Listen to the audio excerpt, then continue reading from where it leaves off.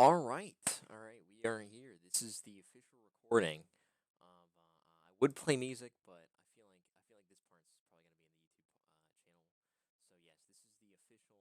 This is the debate, and we are starting here in just a few minutes. And I'm here with and okay. So just to recap, this debate. This is the debate. This debate is on statism. It is between Face Groyper right here. You can see by his acne, you know, you can see all around his face. This is what we ruthlessly hounded him for. His acne. He is a Groyper, and the sound is cutting. Is the sound actually cutting? No way. Is the sound cutting? No. Oh, are you kidding me? The sound. No, no. Let me. Oh no. And we are starting here. Hold on. Jesus. All right. Hold on. Hold on. All right. Let me.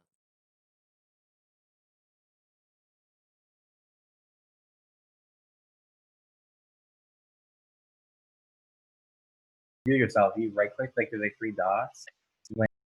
Yeah, I know. No, Do I want can't to do it? that. Can they hear us right now? Because I'm tagged They're in the saying they have caption. audio issues.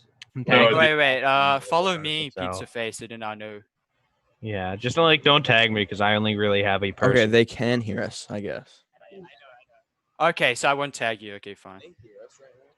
Oh boy, Hunter Evolution. Hey, 174 viewers. That's what it says. Oh my great. god. Okay, did Nick I- tweet about this or something? I don't think so. I If he don't tweeted think about so. it, Let's we'd go be like, check it out. Nick tweeted about it, we Let's viewers. let's not spurg out, okay, about it. Huh. All, I mean, all yeah, point no, out is that that's when You my I guys weren't account expecting from more than like middle 70. school. That's weird. Nah, Sam, you're paying them, aren't you? actually, you know, I'm might not. be actually. I They're would've all just from tweeted it India. out. No. I just India? tweeted it out, and I got like over 400 people who saw that tweet. So potentially it helped. The but- neocon. Oh, somebody just lib. called me a neocon lib. That's gross. It's okay, man. You Oh, clear your man. name. Just like you'll eventually be able to state what you believe. We're about to hit Hold on, 200 I'm gonna viewers. put That's this. I'm gonna crazy. put this on my story as well. Hold on. yeah, This is the ZoomerNat, best just day of like, my life. I'm not like gonna the talk best about day of that your in a sec. I would put it on my story if my phone wasn't like the camera being used right now. yeah, ZoomerNat. Yeah, same too. That Same, account. bro. Oh, Same. cracker.mp4 And then says, don't "Sam, tag what's up, my Matt?" personal because I'm not trying to get doxxed. Okay. No, the one you followed me, you said not to tag you. Yeah, right? don't tag me at all in it. No, I'm not. I said I won't. Who's Hey, H Brown Matthew. 52 saying a con? Like, what a loser. So You see H Brown? Matthew Mead. I never really heard like what the debate was going to be about. I just joined the Zoom call. No, H. Brown stirring the. Oh, wait, Chicago pot. It's about Groyper is back. statism. Wait, did you guys hear me? Like, what's wait, the who's it? debate going to be about? It's about Statism. statism. Oh man, Statism. statism, man, Oh statism. my God. Okay, yeah. So it's 12. When are we starting? Yo, Somebody in 200 chat show? saying ACAB cringe. Yeah, that's that's H. H. Brown. Brown. That's the That's guy Can we get a that ban? I know him. All right, we got enough people here. Yeah, I might think we as should well start start it now. before So we- Yeah. The numbers Yeah. are already going down from 100. 200. All right. Right. Oh, okay, Yeah. perfect. My mic's fixed now. I might be a little. Yeah, bye. Dave Bye-bye. Oh, Rubin. H. Brown's That'd been be something. muted. That'd be something. Fuck. Yeah, I gave him a timeout. That's it. Only for 5 minutes because he's kind of being edgy. Edgelord. Okay, AK Rice. We're going to start now. All right. I was hoping you would respond. Oh. Okay, fine. Yeah. No, he's muted. No, I He's, like, apologize. moderating. I don't know if I'm having any mic issues. It's so sudden. Is it We can hear you. Am I?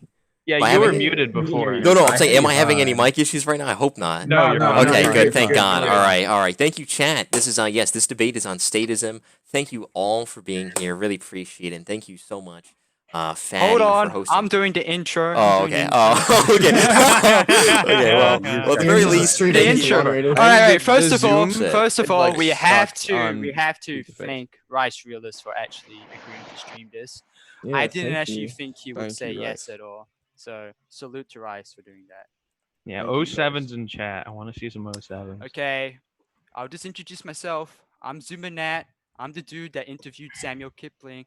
after he called out Nick Fuentes in one of his videos. So I asked Sam, does he want to come and debate someone? And he said yes, he would. So I reached out to Face Groyper.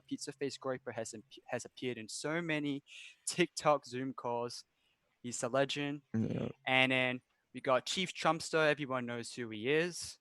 And then we got a sick lad by the name of Zoomer News Network. He runs a Discord server.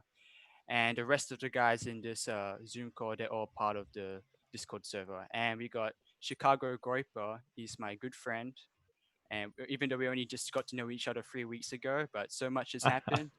Been invited to so many Discord servers because of him. So that's why I like to have him on. Oh, wait. I need to admit, okay, Jordan B's coming on. Is he? Wait. Oh, yo! Hey! Jordan Can't hear us B. yet. You can't hear us Welcome. yet. Welcome. All right. Yo, peace. Jordan B's here. He needs no introduction. So, We're into Okay. the house. Awesome. all of The you one and guys, only. okay, all the ones who are not debating right now, you need to mute yourself now.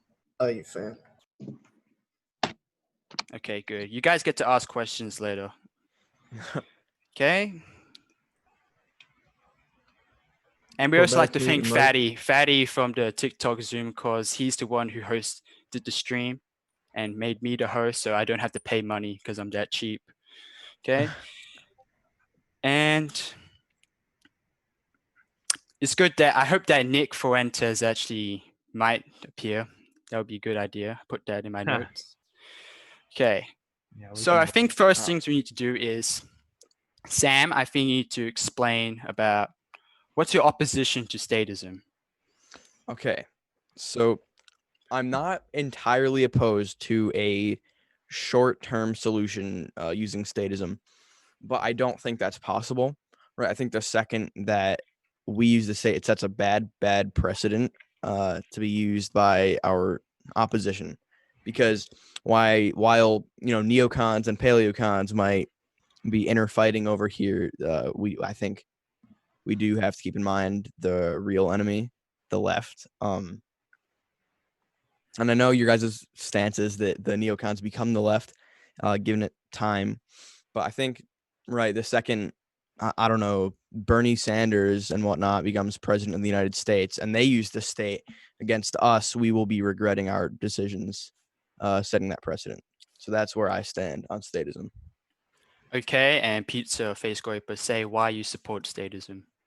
Well, I feel like my main opposition to that point would be that the left are already using the full force of what government they do have. I mean, the Republicans control the Senate, they control the White House, but in the House and even in the courts, which Trump has been appointing people left and right, but even in the courts, they stumped us on DACA. In the House, they snub everything we try and do. I mean, these people are relentless, and that's why modern conservatives have the name "beautiful losers," because just if we do everything right and proper and go through the right processes, everything will work out fine. And yet we keep getting pummeled by the left. Okay, so first things first, I'm gonna ask a question to Sam, and Sam will respond, and then Pizza Face Groyper can respond to Sam's response if he wants to. So Sam, I need to ask you this question. Do you think Nick Fuentes has a point when he talked about Antifa and how you can't reason with them? He talks about this how when he sees the riots that go on, and even when he gets threatened by people like them, these are people that you can't reason with. You can't show them the Constitution, and they want us basically to be dead or thrown in jail. So they just want to see American society collapse. So what do you think about what Nick Fuentes has to say about that? All right, I think that he's right. I think these are people that do not hold ownership of America. Like he said, they do not feel like this is their country, right? And they want to be known in history is what I get from this. That they want so badly to be remembered as this Antifa group that overthrew this fascist government. But it's a dream to them. They have no base of where we are. And I think that complete getting rid of them for their beliefs is wrong. I think we can all agree, and that is a bad precedent to use. But given the given the situation now where we have a reasonable like explanation as to why you would arrest them, I think you need to take every opportunity you can get. Like as far as taking down statues and monuments and rioting, I think you take that opportunity and use full force to apprehend them. But I don't believe in, I guess, McCarthyism and locking people up simply for their views. I can't get behind that. And Pizza Face Groyper, what do you have to say to that? Well, what I have to say to that is these people's views are violence. You know, these people are always out there. You know, you can go as far back as 2017, Battle of Berkeley. We all remember that when we were just fledgling conservatives, MAGA, Kekistan, you know. But, you know, back in the day, they were doing this all the way back then and they haven't changed. We've changed, but they haven't. They've always been about violence. They've never not been about violence. I mean, if you're just some like peaceful, like anarcho-communist who's just on the internet going, we should have, you know, whatever, then, you know, fine. Go ahead. Like, be an idiot. I don't care. But Antifa has never not been violent. Their ideology is violence. I mean, you go and you look at the recent exposure of Rose City Antifa, and they're training people to gouge out people's eyes. Violence is their ideology. So I feel like anybody who's part of Antifa should be locked up, whether they're out acting on it or not. They're preaching violence, and they need to be stopped. They need to be put in jail.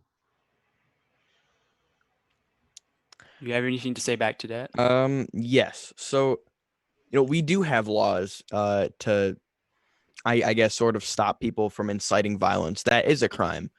And sure, it should be enforced better. But I think aligning yourself with a group is not a good reason to be imprisoned, right? Because there are violent right-wing groups, or at least groups that joke or talk about violence, that I would never think in a million years of locking them up, like punishing them as criminals for, whatever, aligning with that group. I think that's just fundamentally wrong. If you actually have evidence of somebody tweeting or somebody actually inciting violence, you can charge them there.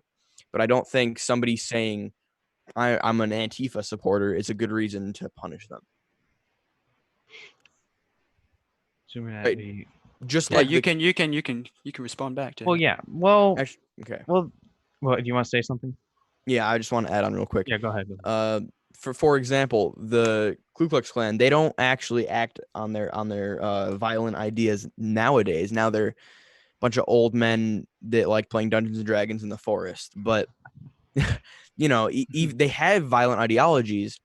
But is that a reason to imprison them for thinking that? I don't think so.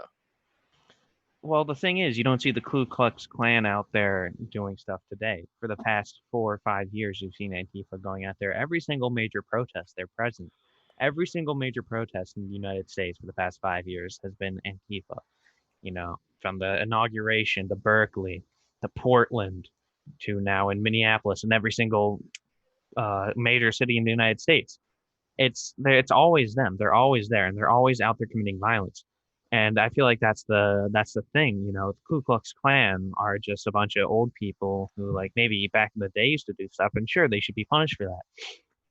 But these are people that are currently at present a threat to our nation, a threat to the people of our nation, and they should be put in jail.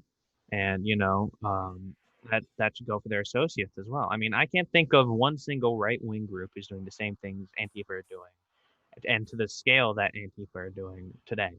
You could say the Proud Boys, but like, what do the Proud Boys really even do? I haven't really heard anything about the Proud Boys since like 2017. So really, it really just comes down to Antifa are violent, Antifa are evil. I mean, from an ideological standpoint, I'm sure everybody here can agree that what they stand for, we don't agree with that at all. And they use violence to achieve it, and they're out there and they're active. And that's what's important. And we need to put them in jail, and especially their conspirators, people who associate with them as well. Because, somebody in a Discord server making a joke about like Fed posting or whatever on a right-wing Discord server saying, I'm going to go punch people. That's different from somebody in a left-wing server who says, I'm going to go punch people and go out and actually do it. Because you never see right-wing people doing that ever, except for like Charlottesville. And that's like the one time it's ever happened. Okay, we'll just go on to the next question. Actually, And can this- I respond to that really quick? All right, just a quick response. Okay, I'm sorry. I don't mean to drag it on. It's okay. Yeah, so you say that, and I'm not sure how factual this is. We can't really trust the FBI for its word, but they are saying that there are right-wing groups, right-wing anarchist groups, and all that involved, hiding with the Black Lives Matter and Antifa riots and all that. Also, I want to say, if you want to take to the streets, take your police, take your military to the streets, and actually arrest these people and fear them into not, or like use fear as a tactic of not getting them out and arresting them for that, that's fine. But for having an Antifa flag in your room or whatever, that's not a valid reason to lock someone up. And I think that could be if it's all out war. If you really believe that they are traitors to the United States, then I could get behind that. But at this point, I see them as violent protesters. It hasn't gotten to the point where I think they are absolute treasonists. Okay, so we'll just go to the next question, and that question is directed at Pizza Face. All right. So I guess one thing you need to Rioters, make, Chief Trumpster. one thing you need to make clear to Pizza Face Groyper is that, is this something that you want? Is statism something that you want temporarily, or is that something that you want in the government indefinitely? I feel like it is good temporarily, but I also think that, why not carry it out for as long as it needs to be, we were talking earlier about monarchy, and I don't think monarchy is feasible at all in the current political situation, but that is a good standard to set, a strong, powerful leader and a strong, powerful government to enact the will of the nation is something that I'm definitely in support of. I'm definitely in support of a government that can actually follow through and do things and wield the state to enact the will of the nation with the will of the people. Got a response to that? I mean, long term. See, I'm going to use my shirt as an example. I wear a Reagan shirt. Reagan was not big government because he was in a time where it was not necessary. He was in a time where traditional Christian American values were prevalent, maybe even in its prime. So he had no reason to be an authoritarian figure, right? So maybe a temporarily enforcing the law, breaking the Constitution even a little bit in the name of saving our nation is necessary, but long-term statism is wrong and will lead to the fall of America like statism has over and over again throughout history. It's interesting that you bring up history because I feel like what you're describing is similar to what happened back in the Roman Republic. Whenever there'd be a national crisis, they would appoint a dictator to take care of it. And this was before dictator was this like evil like trigger word. They're like, "Ooh, it's a dictator." Like that's what they were called. They were a dictator. They would dictate the law and they would manage the crisis they were appointed to manage. I feel like that's kind of what you're saying now. Have a strong authoritarian solution for a short amount of time, and once the problem's solved, go back to regular. But we all know how that turned out. We all know what happened after that. You had Caesar, you had Augustus, you had the empire, which lasted for 1,000 years after. So, the republic had failed. And I see a lot of Rome in America today, and I know that might sound like LARPy, but it's true. It's true. This democratic society, which fell to itself, and from the ashes of it came a stronger authoritarian government that lasted for a very, very long time. And I feel like and I don't support like the violent aspect. I don't support Caesar going to war with Pompey and Augustus and Antony, but I'm not supporting like civil wars to bring this about, but I would definitely think that a stronger head of government would be better for the nation, as like you said, as it has been proven throughout history. Response? And I think too much authority leads to civil unrest and revolution or resistance, because I think you need a balance, because if you look throughout history, every very authoritarian government has gotten to a point where its citizens had enough and resisted. Right. So I think that there does have to be a balance of liberty and power. So I think just straight up authoritarianism is not a great solution, because every time the state has tried to push its boundaries further and further, it's led to the downfall of that nation or empire, whatever you want to call it. Well, I'm sure that there needs to be a balance, of course. I'm not advocating for some Orwellian dystopia, you know. I'm not advocating for 1984, but I am saying that in history and in politics, this has happened and it's been successful. You know, there have been authoritarian, like you're right, there have been authoritarian states that have failed, but there have been democratic states that have failed. Look at the U.S. today; the city's burning to the ground. You know, there have been communist states that have failed. Look at the Soviet Union. There's states that have failed in every system of government. So you can't really just go, oh well, governments failed under authoritarianism. Governments failed under everythingism. You know, and from looking at history and looking at all the different forms of government that we've had a taste of in this world, authoritarianism really has been the best to do it. I mean, we've been at it for hundreds of years. You know, the departure from monarchy and overall authoritarianism has really been a more recent development in human history. And one could argue that the world was in a state of war and famine for all that time, but really, that's not really the case. You know, there's always war and famine, but there always will be war and famine. The U.S. is always at war in the Middle East. You know, there's wars all the time. You know, democracy or communism or what have you, whatever form of government, there will always be war and famine, and there will always be good and bad, and there will always be good authoritarianism and bad authoritarianism. And again, bringing it back to Rome, after the Republic fell and the Empire came about, it lasted for thousands of years. And sure, it fell in the end, but everything has to end. I mean, I don't think any country has capacity to last, forever. You know, for 1,000 years, that's a pretty good run. That's a pretty dang good run. So, I don't think that there's this perfect form of government that'll last us forever. But to say that authoritarianism has made governments fail, well, everything has to fail. You know, everything comes to an end. You know, with Rome, Holy Roman Empire, the monarchies of Europe, the dynasties in China, I mean, the caliphates in the Middle East, they all came crumbling down. But I mean, everything Are you came crumbling down finishing? to have the world Are you end. finishing? Yeah. Okay.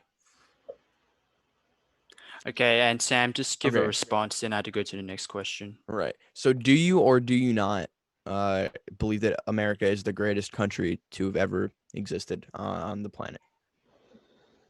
I do, but I feel like it could be better. I feel like it could be better. You do. And we achieved this with a very with a republic, a constitutional republic. We have become the greatest country. Like it works. The shit works, right? We've done this for short of 300 years and become the greatest country to have ever existed.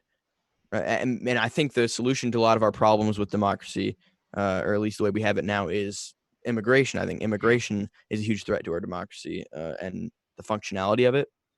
I do not think, a stronger government or monarchy, like you were talking about earlier, is a solution. Well, it worked for only a short amount of time. I mean, look where we are now. Like I said before, the country's burning down before our eyes. Democrats have control of everything. And like you said, immigration is a threat to our democracy. You want to know why it's a threat to our democracy? Because democracy let it happen. Democrats got into power. They're flooding the country with immigrants. The immigrants vote for Democrats, and they just get electoral winter, and they will always vote for Democrat. And it'll be, this progressive dystopia for like the rest of time. So Okay, so we'll just go to the next question. Yeah. I'm continuing. And yeah, so I'll just ask both of you this: if you were president right now, what would you do to solve the riots? What would you do to restore order? I'll let Pizza Face Groyper begin first. I'd send in the military. Easy. I'd send in the military. I feel like the military should have been sent in on day one. I've been saying this since like the start. When I saw that massive like apartment building go up in flames in Minneapolis, that 5-story building, the famous image of it. When I saw that, I'm like, this is out of hand. The government, Trump should throw in the military. And you see Trump tweeting law and order every single day. Where's the law and order? What are you doing to stop this? Literally nothing. Send in the military. Send in the military. I'm not just saying like send in the army, send in helicopters, murder all the protesters. I'm not saying that, but the police and National Guard have failed to do their jobs. When the public disorder has reached a point to this, you got to start taking it seriously and see it as a threat to national security, which it is. I mean, look at Seattle, look at Chaz. They've set up their own de facto country, and no one's doing anything about it. And you, Sam? I think you give them fair warning. You say if you don't go home now, I'll give you 40 I'll give you 2 days. And if you're not done by then you're tried as, or at least perceived as treasonists, as rebels to our country, and you'll be handled as that. You give them fair warning that what they're doing is treason, and you do what you do normally to traitors if they don't clear out. You send in the military. Okay. I'm glad I asked this question because seeing Jordan B's facial reactions was funny. All right. So wait, Rice Real, does anyone send any super chats? Any questions? No, not so far. We got some diamonds. Tell you big, yeah. Anyways, yeah, no, Alright. no. So then we want to see some lemons in chat. I want to see lemons in chat right I am now. dropping a Yeah, 520, chest for you guys. So just keep watching, guys. Give me Yeah, some I just hope the diamonds. mods are doing their jobs because I'm not They reading are. what's going on in the chat. They are. so I don't know what's They're going hard on. at work. Yeah, Yo, we we got got one. We them. said here's a lemon pizza face by Blue. Oh, thank you, Blue. 888. That's very Thank Okay, you guys can send super chats if you want, but since they're none, we will just unmute someone from this call to ask a question. Okay, so Yeah, I'll just unmute. raise your hand. Raise your hand in the Zoom. I'll start with Mark Anthony first if he has one.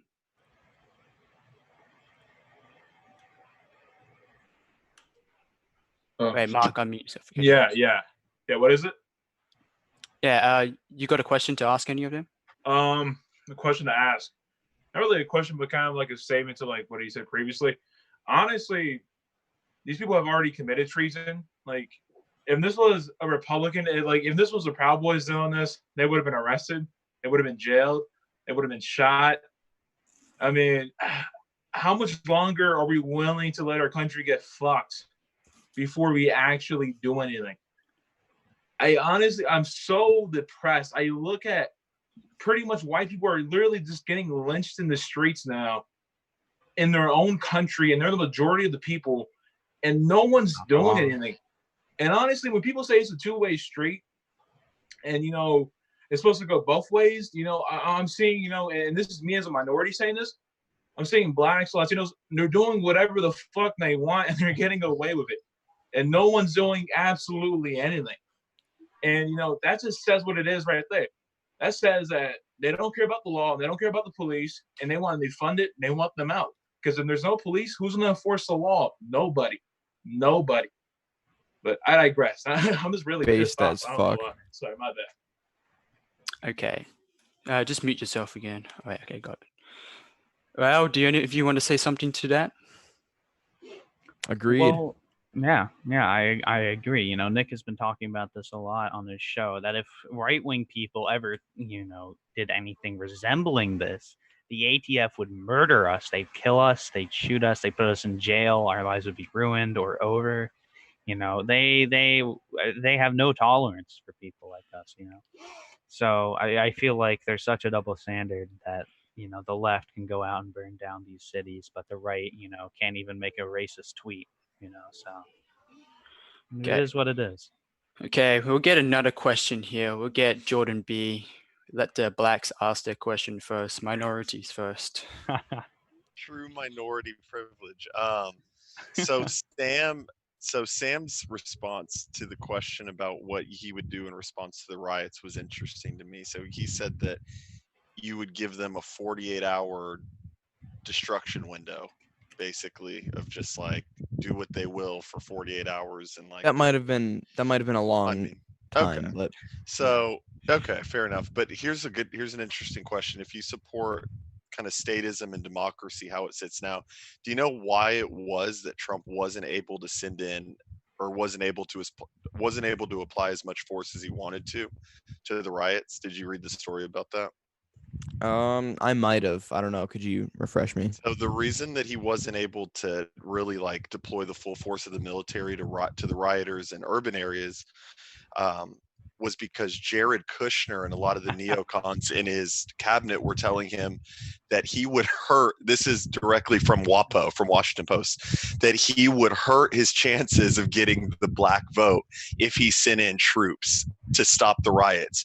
Now that I've been taking notes this whole time since the Great Society, we've not donated, but it feels like that, about $23 billion. I don't even know if it's billion or trillion, to be honest with you, but something in that ballpark. Just an insane number. It's probably a trillion to move the black vote incrementally 5% each way for the last 40 or 50 years. Now we're at the point where we're watching major cities burn because we don't want to sacrifice a half a percentage point that we gained from a Candace Owens speech 6 months ago, or a Kanye visit, or a crime reform bill that ticked the vote up a percentage point. And I feel like you're focusing so much on these little percent. Well, let's try to appease the rioters. Dude, they are taking down statues of abolitionists in DC. They're taking down statues of Mexican and Hispanic Catholic missionaries. They don't care as long as the statue is in white. They're tearing it down, dude. So it's not an ideological war anymore. It's literally a cold race war that we're going through right now. So you can accept it or not, but it is here at our doorstep at this point. And I think kind of capitulating to that doesn't give you any more room to fight. Just look at Trump. So that's kind of I guess my question is like if your response is like give them time, like dude, we're not winning the black vote. How can we get minority vote? So my reasoning for giving them time was not to appease them. It was more so that they're like, I apologize that my camera fell. Yeah, it was more so, yeah, it was more so, to let them know what they're actually doing. Because a lot of these are kids. A lot of these are, kids that think they're having fun in the streets with all these riots. And I think it's fair to give them a short amount of time to clear out, get the message heard that they are committing treason, so that they know in full what they're doing before. Well, if a group of America First Zoomers got together and thought it would be fun and interesting to burn down buildings, I don't feel like a Joe Biden presidency would say, "Well, give them time. They're just kids." Like, no, dude, they would get Waco'd in about 30 minutes. So Yeah, it's like and we're playing on totally uneven fields here, and Okay. it's just like. But also, you have to remember we're the good guys, right? You'd have. What to does keep that in mean? mind. Like Pizza Face said, what does that mean? Lose gracefully? Lose the same way we've been. I'm tired of losing. I don't like losing, and we are losing, and badly. So I feel like so your idea our is hands just behind our shooting up backs. these kids that don't know what they're like, not giving them time to clear out, just shoot. No one like, said shoot them up. No, I no one mean, said I that. said we've said that we want to bring in the military. I said that I want to give them a fair warning. Well, I mean, And you're arguing that. You're pro-military. You're on the right. You probably have some. You're probably under some notion that our soldiers are well trained and have good judgment. I don't think that bringing in the military means gunning people down in the streets. I think it means restoring order. So what do you want them to do what the cops are doing and stare them down until hopefully they go home? Sure, dude. Make the lot, dude. I was at the riots in Dallas. They formed these super cool. What did they like in Sparta? They had like those Shield wall. they had like the shield wall lines, and they like just like scream at the protesters and like push them back. But like even that is probably like a less than needed response. We probably need more than that. But even that is called like fascist by the left, and you're playing into their game by saying, "Well, just." Appease them a little. No, dude, I want boots in the streets. You have my idea wrong. I don't agree with that. I actually agree with like military force. And when I say military force, I don't mean. Yeah, and when I say bring the military, I don't mean stare them down and yell at them.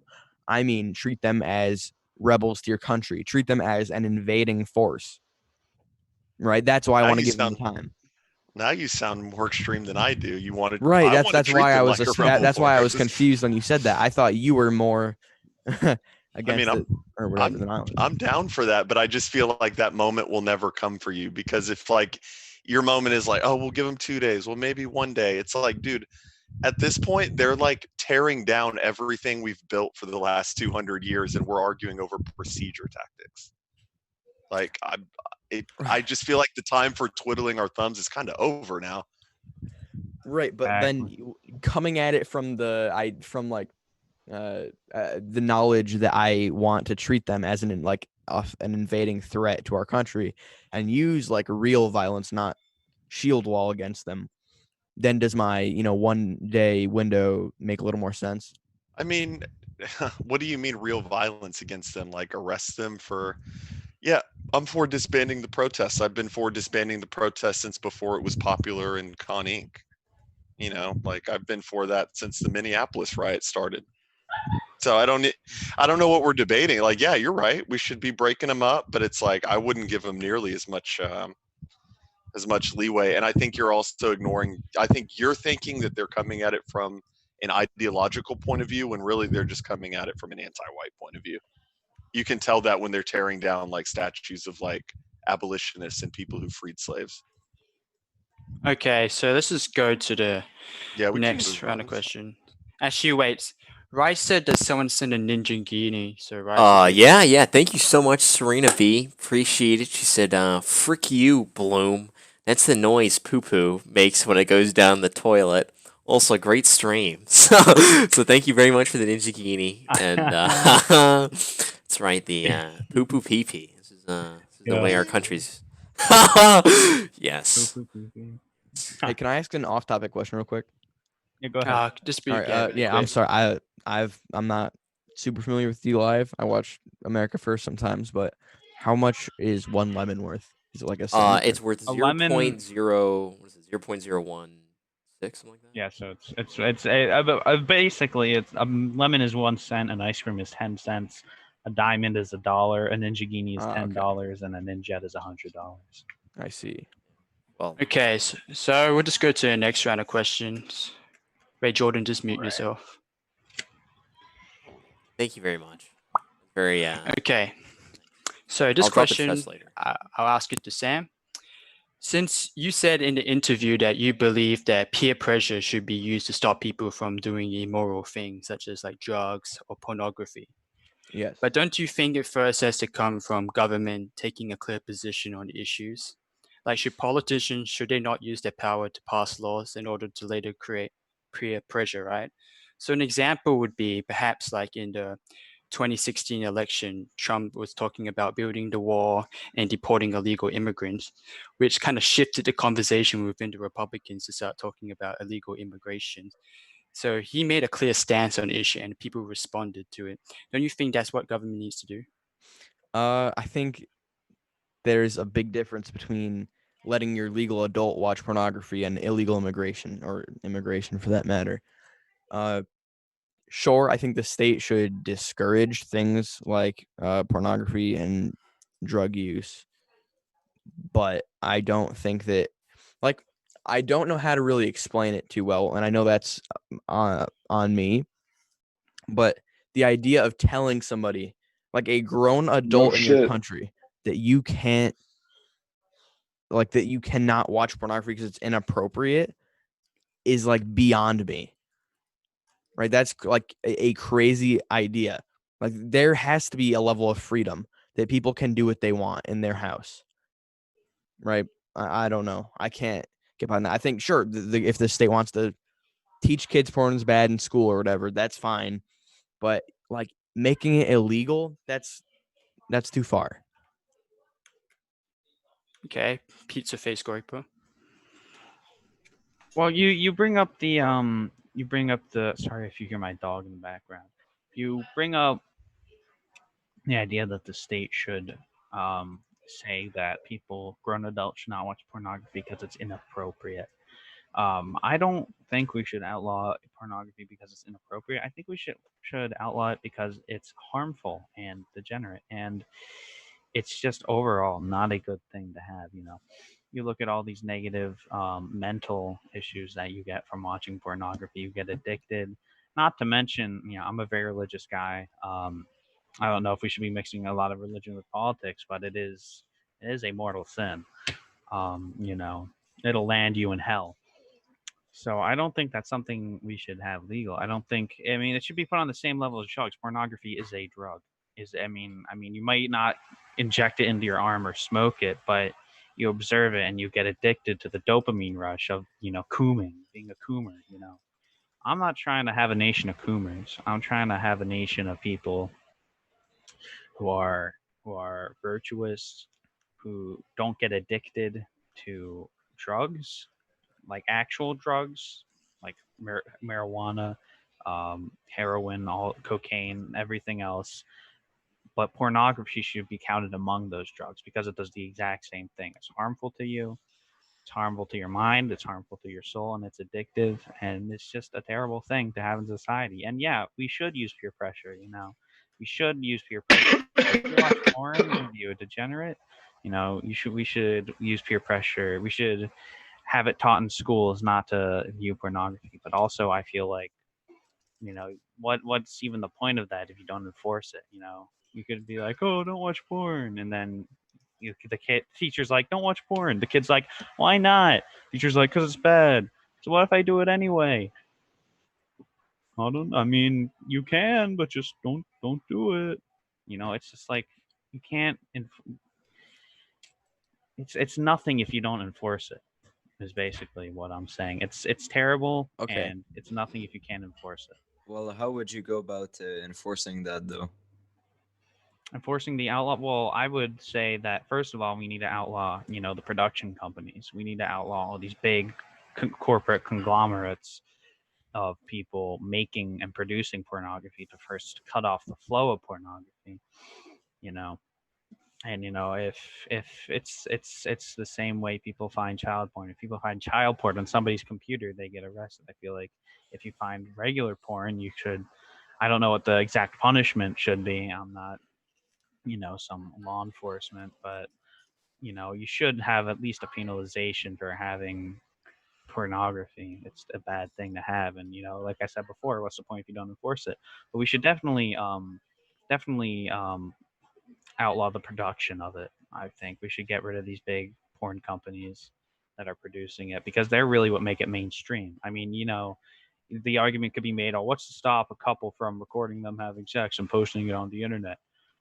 But a majority of how people get access to these things is through these massive companies, Pornhub, X videos, whatever you want to go on, browsers, break up these massive companies who are perpetuating it, not only just just distributing out to the public, Seems but like making it a mainstream thing, promoting it, and the public swear. Pornhub has this quirky Twitter account where they post quirky tweets to relate to the youth. And it's just like, you shouldn't be posting quirky tweets to relate to the youth. You shouldn't be relating to the youth at all. Man, we can get into Pornhub. They're a disgusting company, just on the basis of being a disgusting. Okay, we'll save that for another time. Okay, can I reply? Can I reply? Yeah, it's gonna have to be really quick. Okay, sure. Sorry for taking so much time. You're okay. So, I mean, if you're gonna go off the logic that if something is wrong to do, that it should be illegal, then you can do that with a lot of things. I mean, cheating on your spouse is wrong, but are you gonna make that a crime? No, I mean, that's a sin too. I guess by your definition, that'll land you in hell as well.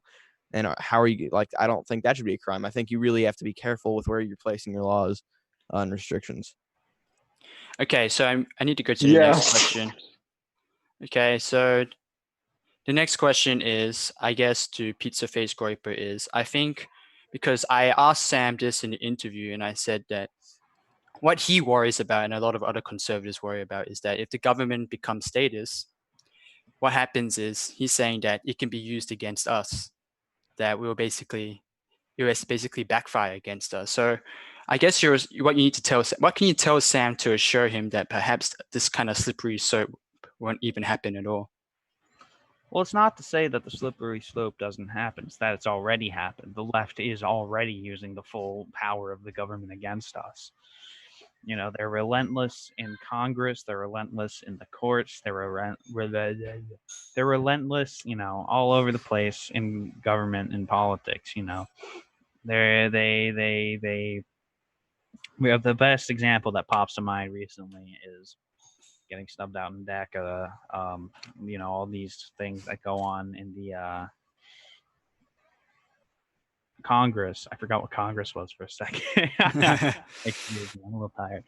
But in Congress, even on the state level, you get all these Democrat state governments that, they go out and they legalize marijuana. They go out and allow these protests to happen. Another thing, of course, that I just remembered is this thing on homosexuals and being hired and whatnot. Somebody should have the right to hire and not hire whoever they want, but that's something that just gets thrown out the window. And a lot of it, and I will admit, a lot of it happens on the state level, which again, big government would take care of, because a lot of these state governments, they elect in the Northeast or the West Coast, they'll elect Democrat governors or Democrat, whatever on the state level, and they'll pass all this Democrat legislation, gun laws, laws on, civil matters, civil rights matters with, homosexuals and transsexuals and all this stuff. And, I don't want a society where, homosexuals and transsexuals are normative. I don't want a society where my gun's taken away because I get red flagged for a bad tweet I made. And it's all these Democrats who are taking their power in the government and enacting their laws. And, Republicans have been very moderate for a long time now, and they're always on the defensive, really. Just They're finish always your point. they're always on the defensive, and I'm just saying that Democrats are not afraid to use the power of the government when conservatives are. So what do you think about that answer, Sam? And I don't mean to make that good point irrelevant, but I do think that we've come to the consensus that a at least temporary statist solution is necessary. So I'm not exactly opposed to that. I'm opposed to the long term. So yeah, I would agree with what you said. All right. Okay, I think you might be convinced on that. Yeah, I feel like we can both agree that right now we need something other than what we have. And I see that Jordan B has his hand I up. gotta ask one question to Sam. No, wait. I'll Chief I'll Chomster has to go first because he has to go soon, actually. Okay. Yeah. So can you hear me? Yeah. Yeah. All right. Yeah. So I had a couple of things I noticed. So I know earlier on you mentioned that there were supposedly these right-wing violent groups that we should be looking at or considering, I believe. I mean, the majority of the violence that's going on right now in the country is not from that, but from BLM mobs and from very violent groups that are not really, stopping because of lack of order and authority. I think they're incentivized by lack of authority and lack of order. And I also the question I really have is more along the immigration line, because you mentioned that immigration was bad and not really not good for a country at all. But I know you had past stance of immigration being good, and I noticed. You kind of changed your opinion within like a couple of days or a week or so. I wanted to get that clarification as to why now you think the immigration is bad. Because you literally a couple of days ago, a week or so ago, you had a different opinion. You've admitted to listen to Charlie Kirk podcast, very frequently. So I don't really understand how you changed your opinion that quickly, and I wanted to hear why you changed it. Okay, so I'm sorry if I didn't hear my audio did cut out like midway through. I heard most of it, but did I say something on for instance on my podcast about legal immigration that I supported it? Because I do watch the Charlie Kirk podcast and listen to it. But that doesn't mean my political ideology lines up exactly with his. I watch a lot of podcasts I don't agree with. Right, but the whole thing was, I believe you meant. I look back, but I'm pretty sure you initially had a stance where it was you thought immigration was okay. You mentioned in the comments. Okay. You commented on you first commented that you should lower it. They didn't really specify how much you should lower it by on the YouTube comments. That was where I was looking at. And I commented a couple of times. Okay, yeah, I can explain that for you. And I'm when I say I'm against immigration, I feel like that's a very general sentence. It's not too specific. And I don't mean to say I believe in a complete immigration ban, like ultimate closed borders, no one in and out, or at least no one in. However, I do believe in very, very, very strict legal immigration. I'm not a fan of people. I'm not a fan of the IQ test solution, only because your IQ doesn't, determine how hard you work or how like your character. But demographically, like I think that's important. You have to know where they're coming from, limit them based off of that. Ideology. I think they do. The person has to conform, or at least the group coming in has to conform with our beliefs. Because I'm not sure. I don't know the percentage, but I know Nick was talking about this a lot. That there's like a crazy percent of immigrants that don't agree with our constitution at all. That like think are straight up against our constitution, and I think that's a problem. Mass immigration is obviously a problem for labor reasons. So at this point in like the political field or whatever you'd like to call it, the political scene in America, I'd say I'm anti-legal immigration, but I'm not, But like, completely because against. so like people the coming in. problem I have, I mean, it's not even just with that statement, but in general, a lot of people who make that type of statement is you say you want less, you only specify the amount less because immigration is the biggest threat for a country. It really is. There's so many problems with it, how it impacts I agree. Yeah. American STEM students, and I mean, I'd like to hear like if like you say you're opposed to immigration monitoring, and you said you don't want to have a complete immigration ban. You want to have you said that a very strict immigration system, but you specify as to why we shouldn't have a a no immigration at all. Namely, justify like why that was a bad idea. You kind of mentioned that it was you want a stricter version, but you didn't really say it was a close off of immigration. I just was curious as to why you didn't want a permanent, like not even permanent. It's like why don't you want an immigration ban right now? Like why Okay, don't you want to so close it off? I guess if you want to go with right now, I guess I'd be fine with an immigration ban, but I don't think, and if I'm being honest, I can't, other than like morality, I can't give you a good, honest reason why. And I'm being very honest here. I know it makes me look bad, but I cannot give you a good reason why I think the total permanent immigration ban is a bad idea. I say I'm America first. I am America first, but I do have sympathy for, really hardworking people that want to experience a better life for themselves and their children. And when I say this, I mean really hard working people, really good people, people that are willing to assimilate, not people that are coming here to abuse our welfare system, not people, yeah. I don't know. I do believe that at some point immigration should open up again if we ban it. Very strict though. Like I said, should be difficult, should be I don't know. And I see people in chat saying living in America is a human right. I know it's not a human right, but Because I would say because like every year there's over 1 million international students who come into our country. And on top yeah, of that, over it's 70% crazy. of them stay for over 10-year period and they take jobs. Not to All right, mention, Right. Sam, just well, respond and then we have to move on. yeah. I'll close off by saying, I mean, I'm glad to hear that at least right now you want strict immigration, but I'd like to challenge you to look into why a immigration ban is a good thing. Michelle Walken, Open Borders Inc. is a really good book to read, as well as a bunch of other books along that subject. I really recommend looking up on the facts. Immigration is a really very brutal thing our country is being impacted by. I'll just advise to be open to the Okay. idea of having an immigration ban. I'll meet myself, Sounds but good. thanks for letting me talk. Okay. So Faking has a question, then Rice has to read out some super chats, and after that, Jordan B can ask his question. Jordan B just got shoved to the back of the line.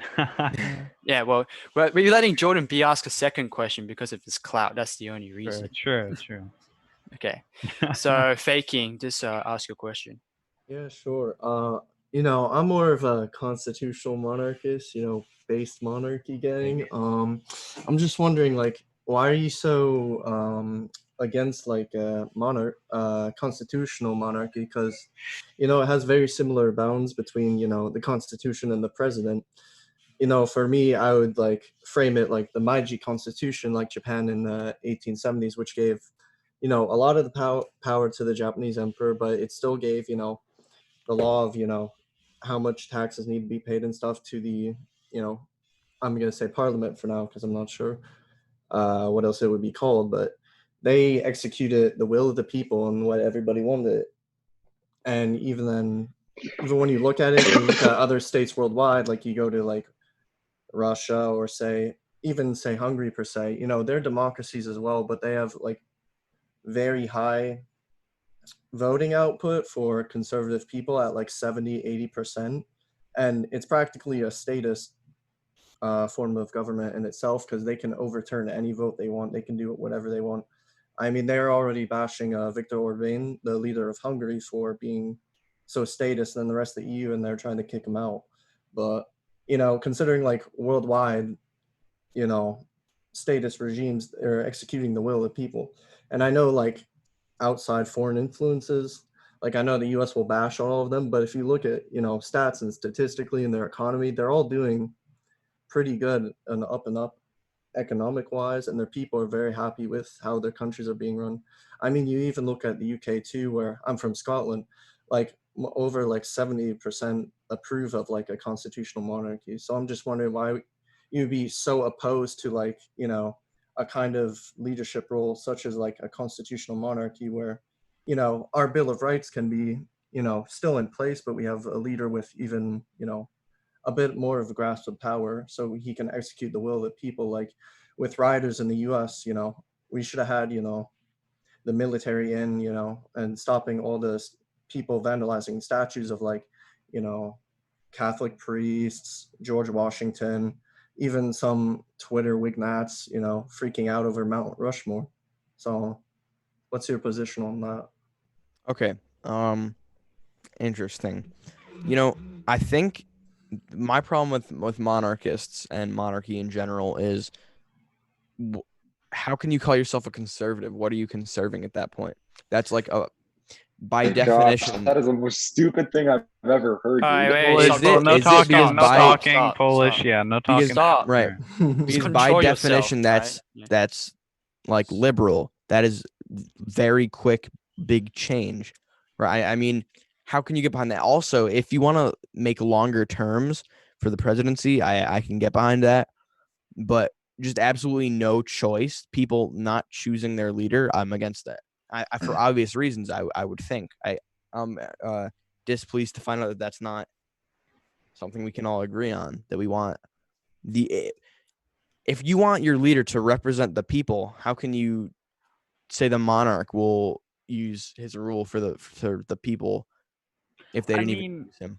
Okay, so I have several things to say. First of all, I have All right, make it no quick, idea. make I it- have no idea how you think monarchy is liberal. That has to be like what? What are you even thinking at that point? Second of all, to say that the people can't love and can't respect and can't feel like a monarch works for them is just like really like I would disagree a lot. I mean, look at the UK. They love the Queen, and the Queen doesn't even do anything. Imagine if the Queen did what the people wanted. Imagine if the Queen made big political moves that were in favor of the people. She'd be like, So just listening to what the mob says. were you not just saying that what's the point of having a strong leader who can't enact the will of the people and can't I am, but I have- think our like the way our democracy is set up is much better for that than just having like a monarch be like, oh, what do the people want today, and kind of trying to get an idea of that. well, what you said before was that it's impossible with the monarchy because you don't choose your leader. I feel like that's just not true. Okay, So we it can may not take be this up impossible, post but debate. it sounds like debate. monarchy All right, is, just is make a quick step response. backwards. Just make a quick response. Well, for me, I mean, it feels like you're trying to argue an absolute monarchy. That's not what I'm trying to argue here. It's within the bounds of the Constitution, so you can still elect a prime minister and such. And, there are certain things in bound, if you looked at the Meiji Constitution, that would be a great example. You could probably learn like a bit of what I'm saying. But what I'm saying is there's still power of the people that can, take into account the decision by the state itself and then the monarch itself. Okay, we got to go to super chat. So Rice, just read it out. So then Yes. And I just gotta say, very interesting. Oh my, we got another. We've had very many ninja movies Yeah. distributed. We've had. Thank you, if I'm Bloom. counting Bloom and Serena. You gotta include them both. Yeah, So- Bloom and Serene. Yeah, so we've Kinda had both back of them. and So let me forth. go read what we've been missing out on. So there's a bit of a rivalry between those. So it starts off. So we've already read the first one, and the second one from Bloom says, "Hey, was it Serena or is it Serena? Hey, Serena, pipe down. Trying to enjoy the stream over here. Also, I'm Anglo, so be aware." And then she responds as Anglo, but couldn't even spell Serena. Dumb idiot. Also, I am of half Soviet, half Nordic roots. Bloom. And then this Nibba responds with, and these are all, by the way, every single response here is an Ninjagini. It's kind of crazy. And then he responds with, "Okay, Serena, no need to be rude. Just here for a pleasant time." And obviously, she can't take it, so she has to respond with another Ninjagini. But I will not retreat. And you think that's the end of it, but it keeps going. He responds, "I do personally recommend retreating, Serena. That would be great." And then she says, "Is this what patriarchy feels like?" And then he says, "God save the queen. Pizza's right. We do love her. Serena, stop, please Got now." another one. And now she just sent another one. Also, I hope you're enjoying the AF Telegram, Rice. Shout out to Kevin for getting me banned. Wow. Well, thank you so much. Okay. Base Femoid. Nice. Okay. Really, thank you so much. Okay, Jordan, just ask a question. You're muted. Jordan, Yeah, unmute. unmute yourself. Was that Rice Bandit who was just speaking there? Yeah, it was. Some pretty good streaming Yo! abilities, Rice Bandit. Thank Very you, big very guy. quick on your feet. I Seriously, love, very yeah, quick I'm on so your glad feet. to talk to you again, especially after that one debate with Yeah, Sam. dude, that was fun. I'm a little bit calmed down tonight, but no. So Sam proposed an interesting point. You guys came to an agreement towards the end. Sam, you were like, "Yeah, we at least need like temporary statism, right?" And you were like, Yeah. "Yeah, because things are." You're right. Okay, good. So the ticking, in my opinion, and I just want to know what your take on this is the ticking time bomb in the room is demographics. So really, you didn't need a strong state response, necessarily when the country was 90% white. You do need a stronger state response as the country gets less and less white, and we import people who less and less, as you agreed with earlier, that don't even agree with the conceptualization of the Constitution. So we're importing people who have no respect for anything this country was founded on. So why do you think that would lead to like some non-state libertarian paradise when the country gets less white? And I'm not over here, I hate to even have to like preface and end it with this. I'm not like an ethno-state guy. I'm just saying that as the country gets less white, do you think we're going to need less police and less order and less state response? Or do you think these mobs will need to be quelled more and more, and the voting populace that would agree to send them is going to dwindle? You know what I mean? Like the demographic thing is going to kick us in the ass at some point. Yeah. So I think you're using two solutions for one problem. Immigration ban is the solution to the demographics problem in the long term, and statism is the solution to the demographics problem in the short term. So I think it would be more wise to choose one, which I believe is immigration ban. But I mean, that still wouldn't really. So like you even used Viktor Orban as an example. He's over here using the state to use to implement tax credits for families to grow larger. Is that something you'd be in favor of here in America, like tax credits to incentivize two-parent households and large child per women, or would that be too much of a status response for you? Because then you would have to argue that like sometimes status responses that are good for society still shouldn't be implemented if you're against that. But if you are, then Well, I guess I would be for it because that is, the nuclear family is the long-term solution for a lot of our problems. So exactly. So you're willing sometimes to put aside your anti-statism if it's for the greater good. Yes. Oh, okay. Well, that's a huge red. Well, that's a huge white pill. I'm glad to hear that from you. Okay. Well, I got What my does the term question white answered. pill mean? I've never heard that. You never heard white pill before? I It haven't. gives No. hope. Oh, White pill is the optimism pill. That's a oh, well, there's a light at the end of the tunnel. Huh. Okay. Interesting. That's a white pill. That's a white pill response. Okay. But then you're not even a libertarian. Then you're a statist. Then not. you're willing to do I'm- what's right. What's for, I mean, I've for the never betterment of society. Then sometimes. I've never claimed myself to be a libertarian ever. So Oh, okay. Yeah. Okay. yeah. we bullied him into submission. No, I'm just kidding. No, it's not. It's just We thinking used about our No, power. I mean, I've never been a libertarian, but Okay, it sounded like it, but okay, all right, good deal. I'm Yeah. glad that you're willing to do the greater good of society sometimes. Okay, so now we got to go to my questions. it almost bothers me all the people saying like, yes, we changed him and stuff like status.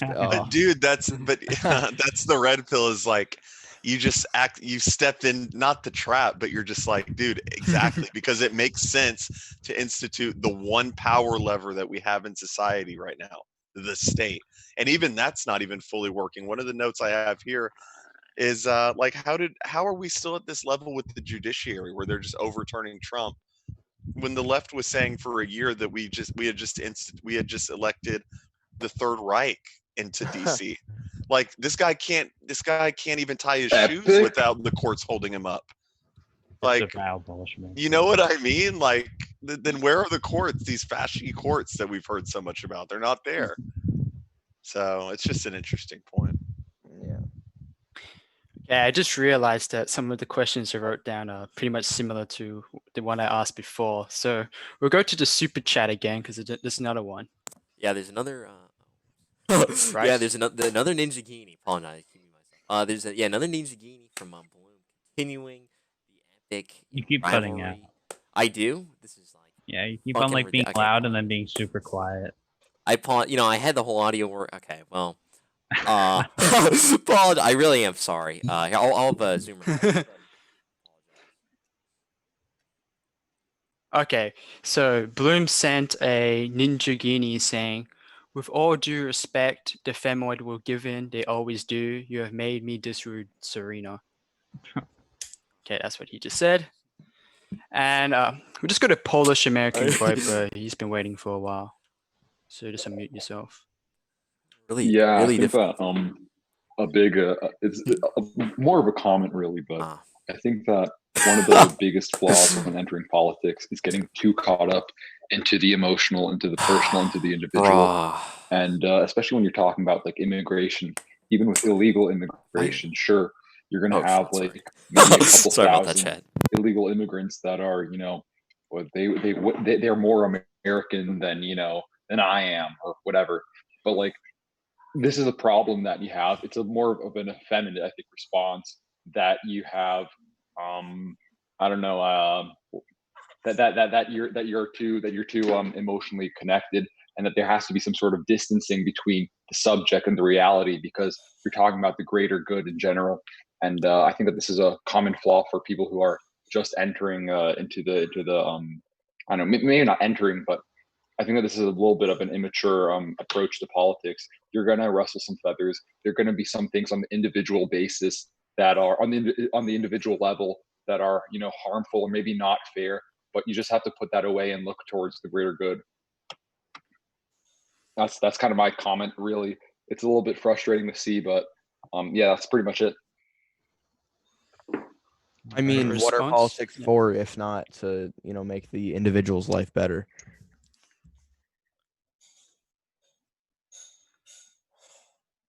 Hello.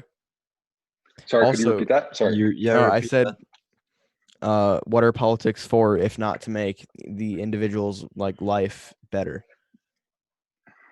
It's to make the collective, to make the people better. Obviously, I would definitely sacrifice an individual's rights for the benefit of the greater absolutely, good. Absolutely, that's natural. So, but aren't you intruding on the individual then? Come on, I mean. Exactly, Jordan's completely right. I guess we could talk about what an individual necessarily means It but means a singular person. It means like well, okay, it I know means that, but the micro what level, is the not the collective macro made up level. of? What kind of individual are you? Is your what individual are you protecting? Like the ones that agree with the majority of the country?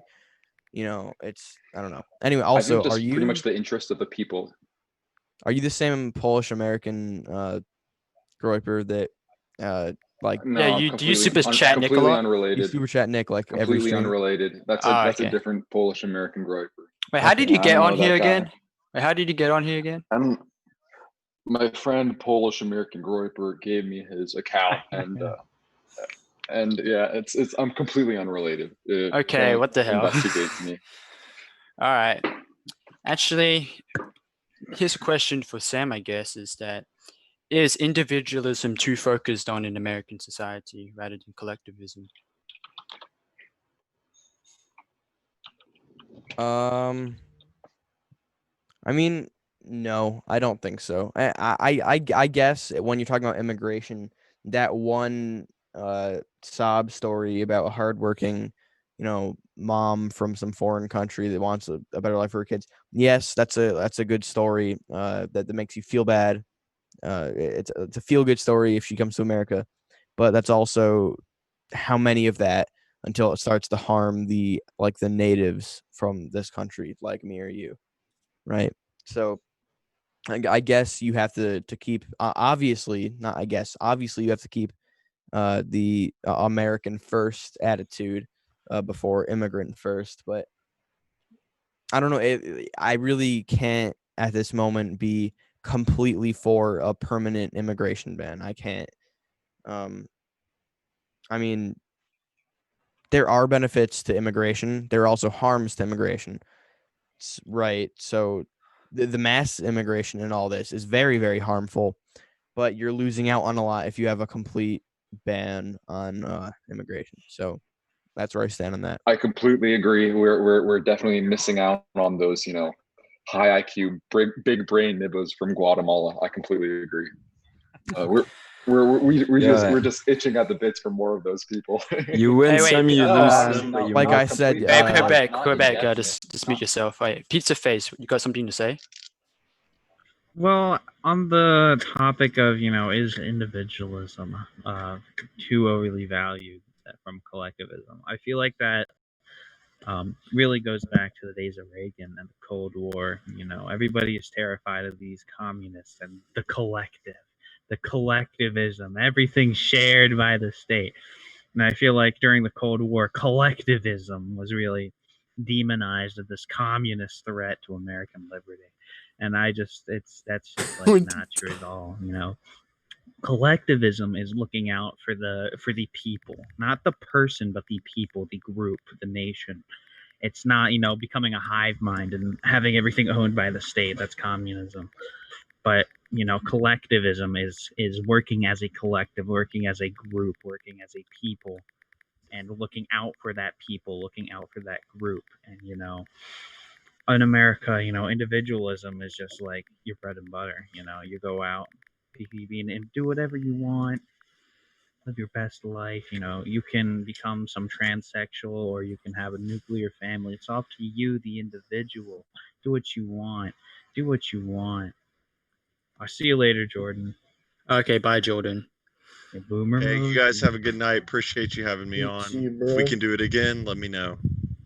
I'll catch All you right, guys later. I'll talk to you later. All right. Bye bye, my. But yeah, that's basically all I really got to say is that collectivism really isn't this thing that we should fear with all of our might, because it's this communist thing. It's not this communist evil threat. It's looking out for your people and enacting the will of the people. Okay. Oh, I missed the chest. Sorry. Okay, a question for Pizza Face Groyper is that I don't agree with this, of course, but people make memes about statism and say that with statism, the government is going to make a lot of very ridiculous and silly laws that make no sense at all and actually ends up harming the people. What do you say to that? I say that, well, okay. So the question is, what do you do when you have corrupt leader. Well, you have corrupt leaders all the time. You have corrupt leaders, and I feel like all the really major oppositions to authoritarianism and statism is something that really just happens in every single other form of government.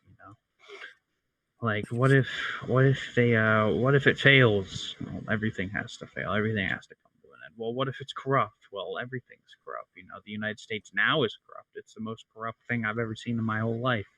We have the lobbies from Israel, the lobbies from Big Pharma, the lobbies from all these big businesses. We're basically controlled by another country, and you're going to talk to me about corruption in an authoritarian state? Are you kidding me?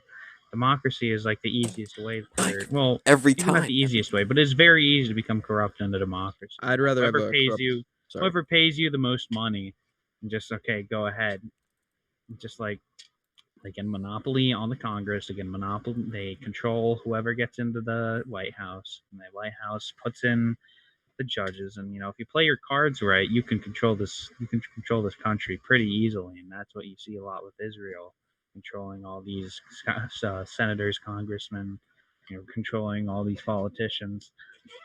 It's corruption really isn't a statist only issue. It's a everything issue. It's a issue of government in general.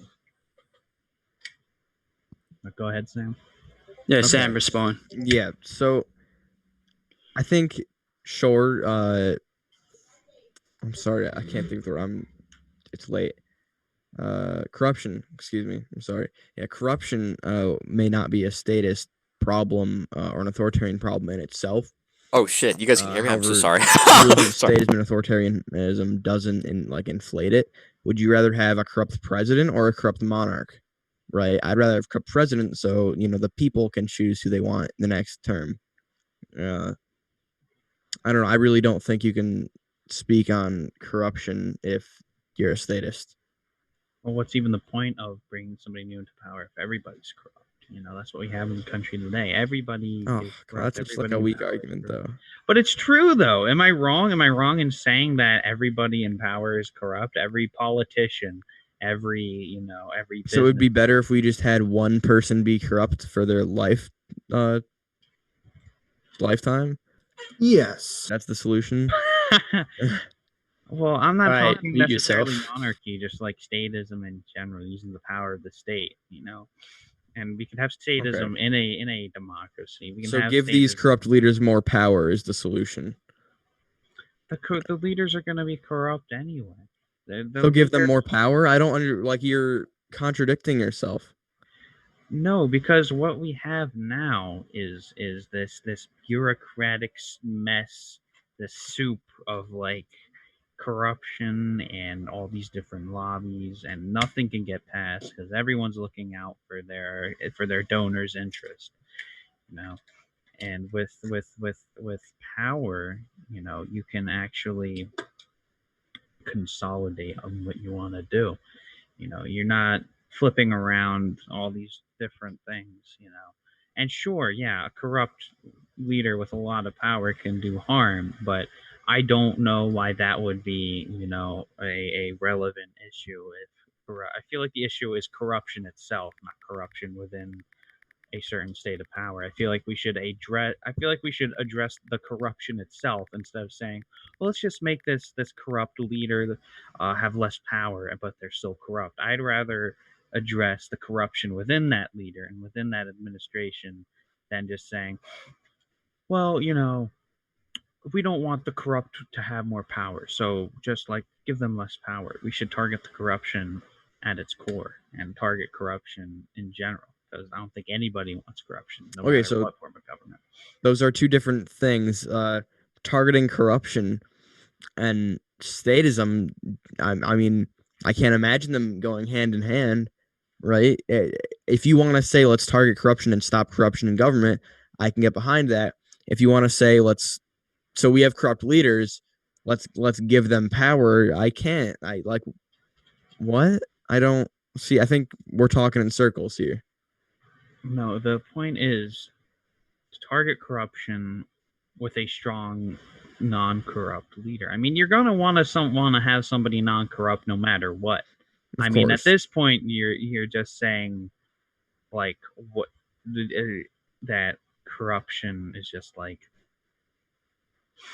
a given. And I mean, in a lot of cases it is, but I don't think anyone wants it to be. And I don't think that we should just lay down and accept it. I feel like we should fight it. I don't want to lay down and be like, well, they're going to be corrupt anyway. I say that everyone's corrupt because they are, but we shouldn't. Right. You let said that corruption pass. comes with all forms of government. Yes, but we shouldn't let that happen. That doesn't mean we should just give up and be like, well, it's what it is. We should fight it. I agree with you, but I also think that this is a bad argument for statism. Calling out corruption in government does not help your case. Just like saying I think we should fight corruption also does not help your case. I'm a little lost on how this has. The point is we don't have the point is we don't have the right people. We have corrupt people in power. If we get non-corrupt people in power, it will be fine. We don't have our guys in. We don't have our guys. People who agree with us politically. We have in the United States, we have Republicans and Democrats. Both are controlled by lobbies. Both are controlled by foreign interests. Neither of them work for the people. And we basically have nobody that really agrees with us broadly in our sector, in our way of thinking in Congress. I mean, the closest thing that we have to somebody who aligns with us in the public sphere, who has a influential voice in politics, is like Tucker Carlson, and he's not even in political office. He runs a TV show. The point is that we don't have anybody in power. The point is that we have to get rid of these corrupt people. We need to replace them with our own guys, so that we can work from the system and we can get rid of the corruption and we can put into power the policies we want and we can do what we need to. Okay, so Chief Trumpster is still here and he has a question, so why don't you ask it? Can you guys hear me? Yes. Yeah. Awesome. So I like to, if anything, also ask about statism. Like, in terms of what we have right now, like Sam, do you think that what we have as a government right now is working, and do you think society in itself is following through, the orders the government gives or the rule of law that's supposed to be imposed on by society? Do you think our current state of society is following the law and doing and not like going crazy? Like, do you think our society itself is functional as of right now? No, clearly not. As I said, and honestly, I was more arguing Pizza Face Groyper for the, because we're debating for devil's advocacy. But no, I think, of course, like a short-term or temporary statist response is necessary. I've agreed to that. And I think, of course, it's not working the way it is right now. But yeah, I guess that's so. If we had a short-term statism and it worked out well and our country was thriving and succeeding, why should we stop something that would be benefiting our country? If, let's say that statism worked out well and again, our society functioned better, tensions lowered, people got calmed down. Why would we stop that? Or why would we stop it from happening? I think statism is a necessity sometimes, and sometimes it is not, right? Like I brought up earlier, Reagan did not need to use statism because his people weren't out of control, right? America was in its prime. Now America is not in its prime. It's gone down the gutter, right? So statism is necessary. So if we had statism when America wasn't in need of it, that's when you get problems. When a nation doesn't need statism and it's used and enforced anyway, I think that's where you get problems. I think that's where you get like revolts. I think that's where you get uprisings and things like that. That goes back to the balance I was talking about between liberty and authority. I mean, really, my mentality is like, if society benefits from it, and if our society is doing good, from statism, if when it's implemented and our country gets normal, why we stop something that is good for a country? Because like I don't understand that when right now we need to get this. We need to stop the BLM riots and looting streets that happen every single day. We gotta stop that. And when we do stop that, and say, okay, we're gonna go back to appeasing and letting it go through again. Whenever there's another incident like it. Like I feel like that type of mentality is just counterproductive. If we create some sort of functional some sort of government that actually imposes order and gets people calm and actually benefits the country. I just don't. I don't want to rant or like go on direct like too long, but I just don't see. I don't understand why we want to stop that for. It benefit our country and make our country a better place. I don't understand why we would want to stop that for. So my point, when I replied to you, was that I don't think that it will always make our country a better place. I don't think that it will always benefit us. Like I said, the short term, it's a necessity, and when our current problems are solved, then it's not necessary. And when you enforce like non-necessary statism is where you get problems. So you think that it will always benefit us? I don't. Okay, fair enough. I mean, I don't think we're. I'm not. I don't think I'm gonna Okay, and all that. I don't want to drag that question on too long, but thank you for letting me asking the question. Okay. Yeah. Quebec Groyper and Mark Anthony have questions if you want to pick either of them. Yeah.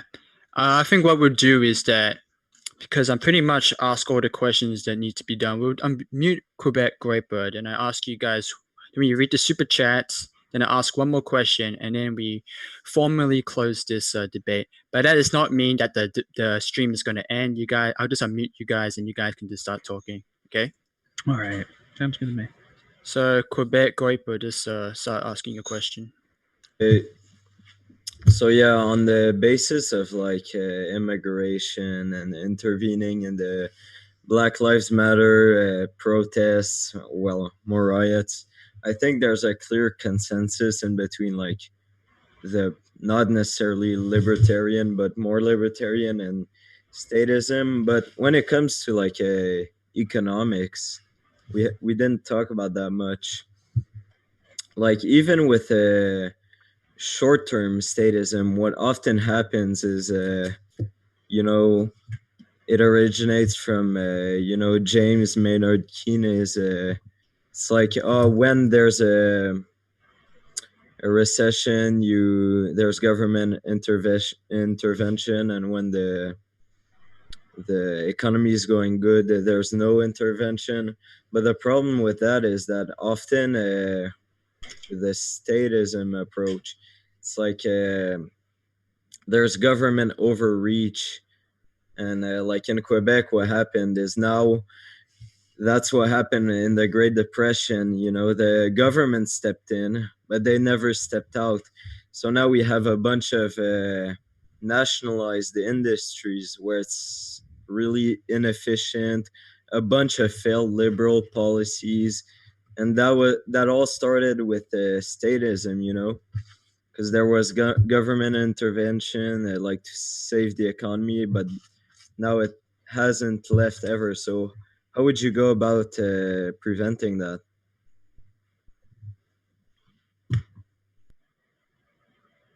Is this a question and that's for me? more for Pizza Face Groyper, since okay. I'm talking mostly about one of the problems with statism. Yeah.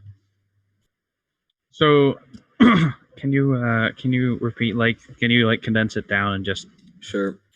So I'm just saying, like, when it comes to mostly short-term statism, how do you prevent like government overreach in the months following to, for example, a recession in the economy? how would I stop government overreach after a recession, short-term statism? Well, that's well, I feel like that'd be more of a question for Samuel because he's the one really advocating for the short-term statism. I'm more of a long-term kind of guy. But to prevent government overreach, that's a good question. That is a very good, Bloom. That is a very good question. you might have me stumped on this one because I'm more of a I'm not that much of an economic kind of guy. I'm not as read up on economics as I am on more social issues and stuff like we've been discussing. But I to prevent overreach, of course, you probably need like some restrictions. You know, when I say statism, I don't mean like absolute power, dictator, whatever, like God Emperor Trump. I know that's a meme, but God Emperor whoever, in complete absolute power. I'm for more very practical statism, and I'm not really for a big overarching, kind of, well, not big overarching, but big, you know what I mean? Not absolute power, but there would need to be probably restrictions on what they can and cannot do to prevent overreach. What that might be, I don't really know. I'm not an economic guy. You'd have to ask somebody more read up on economics. And I will admit this is one of my this is a shortcoming of mine. This is a you stumped me. You stumped me. I have to say. I will admit. I will concede to you that I don't know. So yeah, this also kind of goes to Samuel Kipling. So Yeah. in term, yeah, that's a good point also, because Samuel was kind of in favor of a short term. I asked the question to you because you were also in favor of that, and also long term, and that's the consequence of long term statism is also like government overreach, where you see all those companies that are nationalized and there's so much inefficiency, bureaucracies, and that's something you don't really find in a free market and all that crap. So yeah, that also goes to Samuel.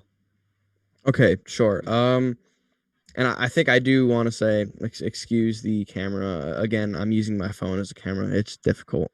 Coming some slack. I think that is a very good point you made. That is a huge problem with.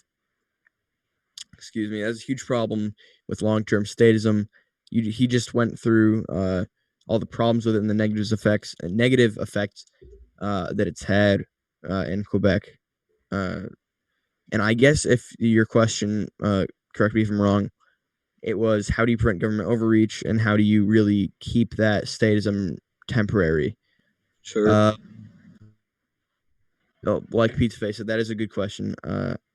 And I'm not entirely sure. That's why I say it's a dangerous game to play. Where does it stop? Correct. I'd have to think that, you could maybe temporarily suspend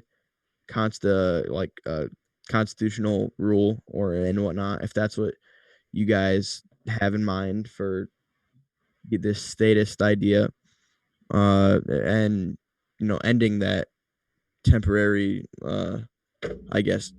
Jesus, I'm sorry. That temporary, like, I don't know what the word would be. Temporary. Yo, Samuel, a bit off topic. You want to see my setup? Check this shit out. I don't know if you're gonna see it. Nah, it's shit. But yo, I got some wise grips holding my phone. Nah, it's not gonna work. But yo, I got Okay. wise grips holding my phone with a IV cam on it. Doesn't Yeah, jankier than Quebec. I'm that. just balancing my phone against an Xbox controller. Yeah, So. Yeah. Quebec Good Groyper. question, Polish. Yeah, I feel like you Uh, really got both of us on that one. So yeah, good question, Quebec Groyper. Actually, in the chat, Australian Patriot says Quebec Groyper doing the Chad stare down into his camp. And Chicago Groyper thinks that Quebec Groyper sounds a bit like Nick, but this, I don't know.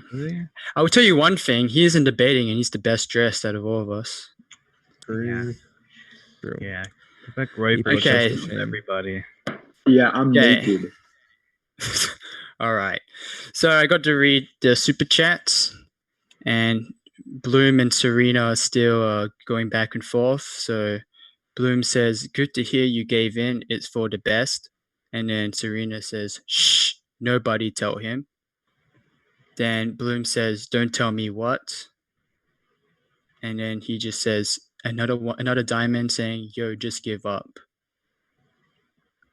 Yeah, I think that's it. Okay, so I would like to close this debate by just asking you guys this question. All right. What book would you recommend for the audience to read? Just one book. Other than the Bible. That was my. Sam can go The first. Talmud. A Talmud.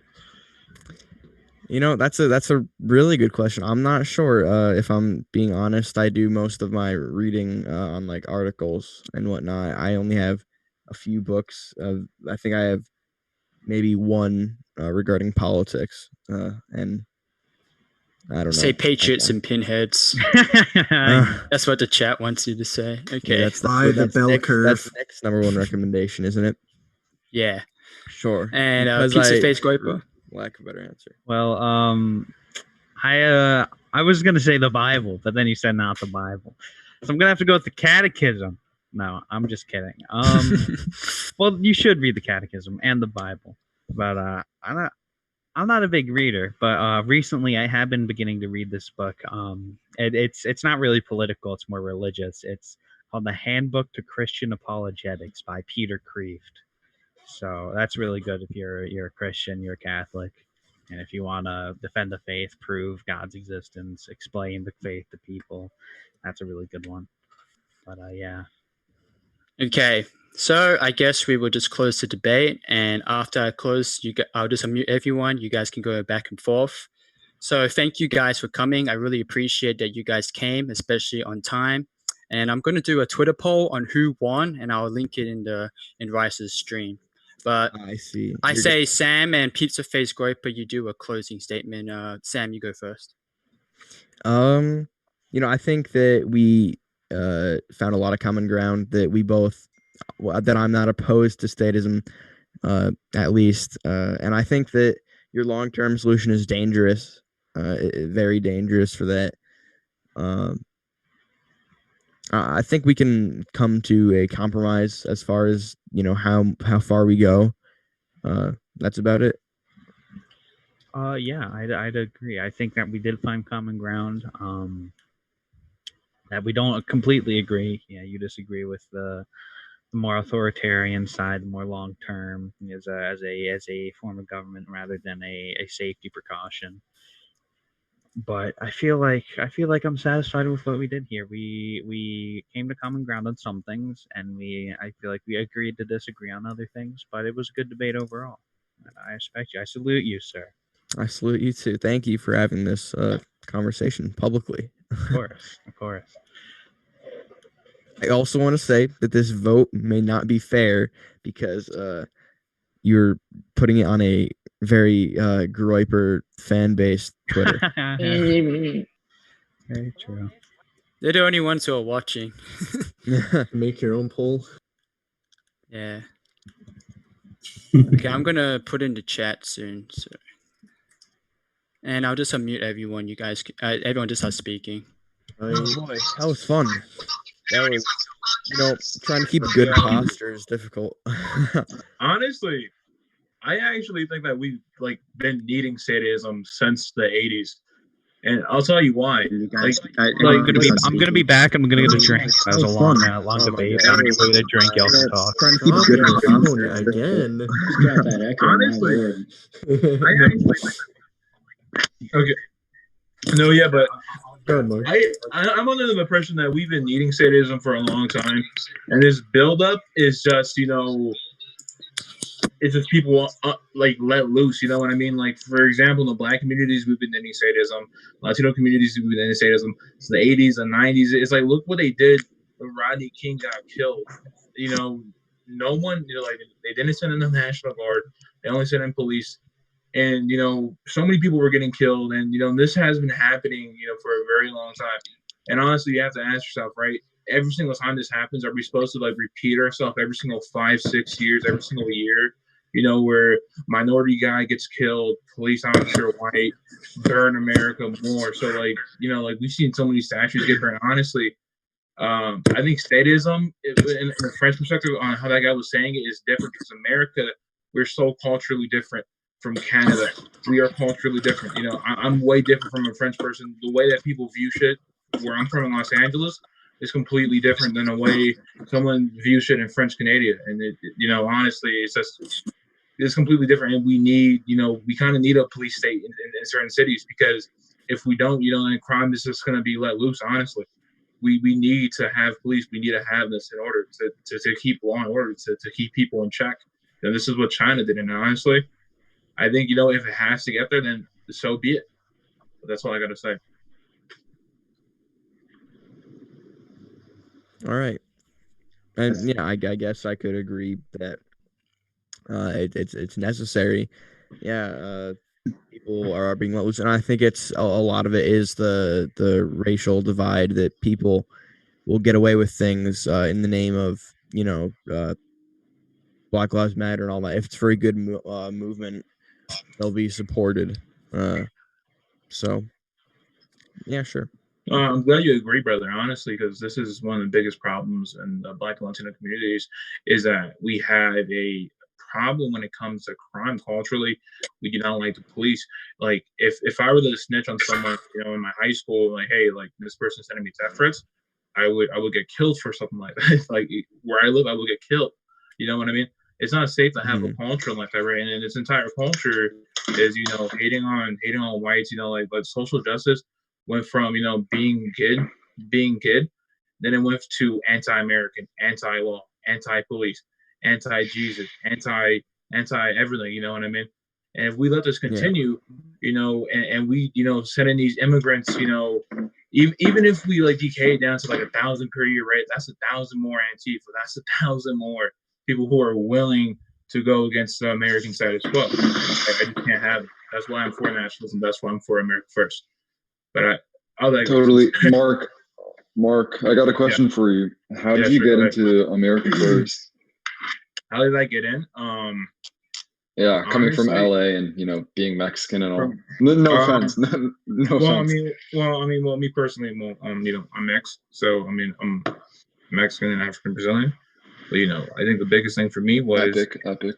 Yeah, the biggest thing for me was honestly growing up in a culture where everyone, you know, I remember when I got to high school, we couldn't, you know, do the Pledge of Allegiance because kids felt like it was, you know, because they were Mexican and they were illegals and they were Guatemalans and Salvadorans. And I saw all this crime, you know, and I used to hang out with nothing but gangbangs. I used to hang out at trap houses. I used to hang out in really bad places. All of my friends, drug users, all of my friends were really bad people. And, you know, I started noticing, you know, like the way I talk, all I used was Ebonic. All I used was this Ebonic culture, this ghetto culture of hating on whites, hating on America. The only thing I wanted to do, honestly, the only thing I wanted to do was kill people. The only thing I wanted to do was listen to rap music. No, I'm being serious. The only thing I wanted to do was sell drugs, get bitches, get money. That's the lifestyle. It's like, why do you think these people are poor in the first place? Why do you think, you know, we have a group in America that's so big, that's so large, you know, that only wants to attack one certain group of people? It's like, if you talk literate, you sound white. You know, you're an Oreo. Like, you're a wannabe white boy if you love America, if you love your country, if you're even patriotic.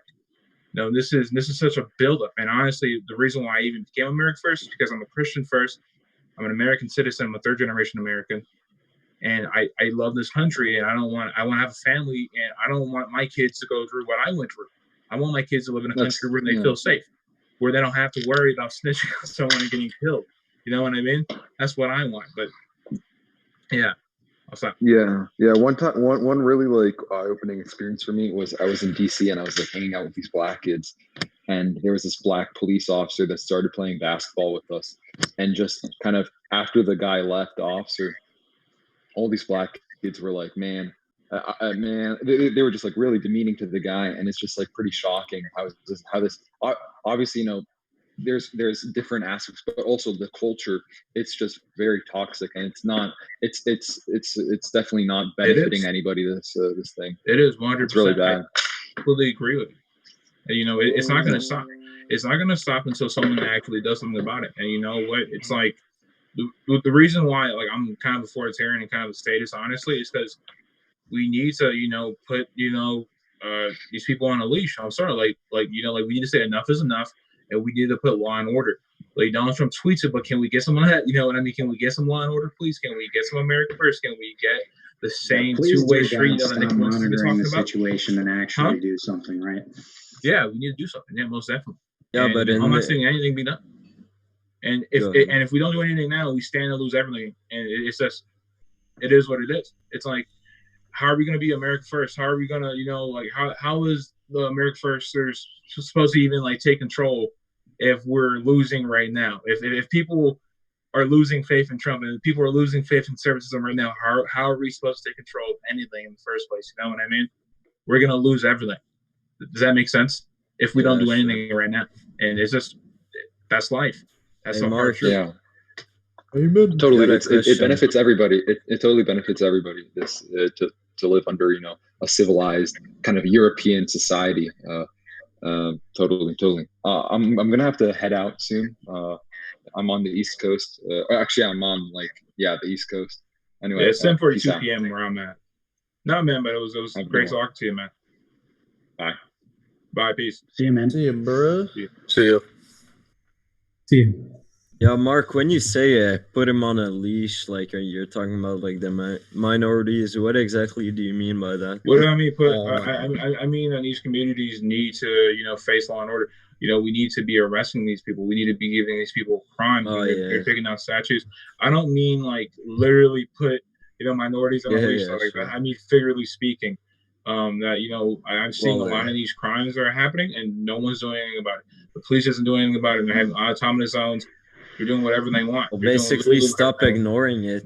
We need to actually do all I'm asking for is for our government is to implement the justice system, and the government's not giving a fuck, and that's pissing me off. And also, especially stopping mass immigration, because at some point we can assimilate them and teach them American values and all that, but not if they're coming in at 1 to 2 million a year.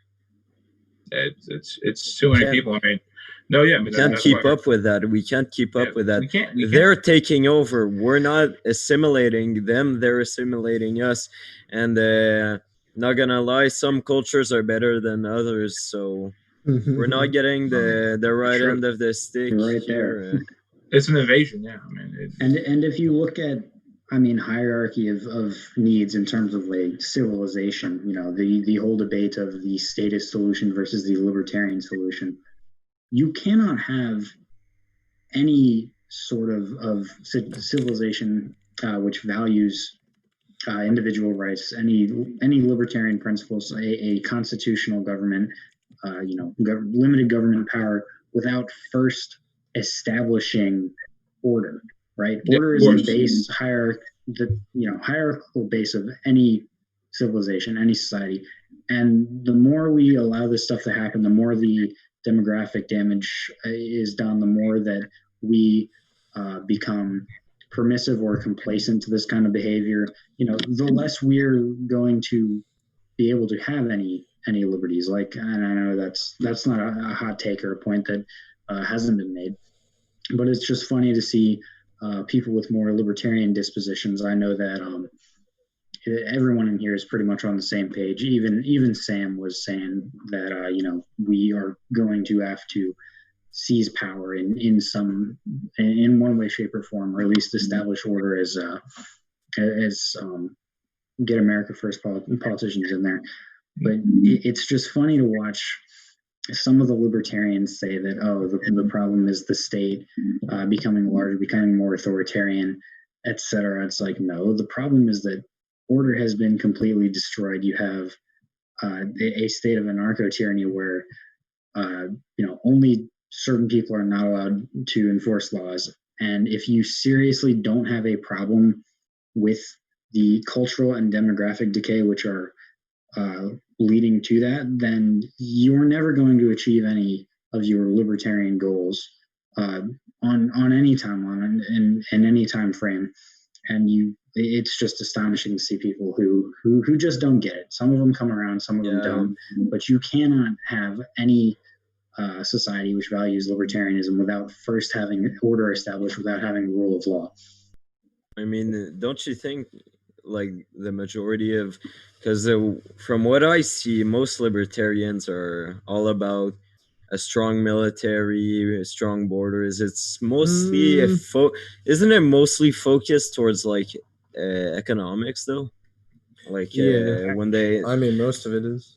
yeah, there's some like fucking retard bullshit like, oh, we should legalize crack cocaine, but I mean, Exactly. If I you don't ask see Adam that often Kokesh, though. like that libertarian guy, he'll always say like the border wall is unnecessary, and they don't really care about restricting immigration at all. They don't mind mass migration. They just want the economy to be good and people have individual freedom. What do you guys think about like economic libertarian?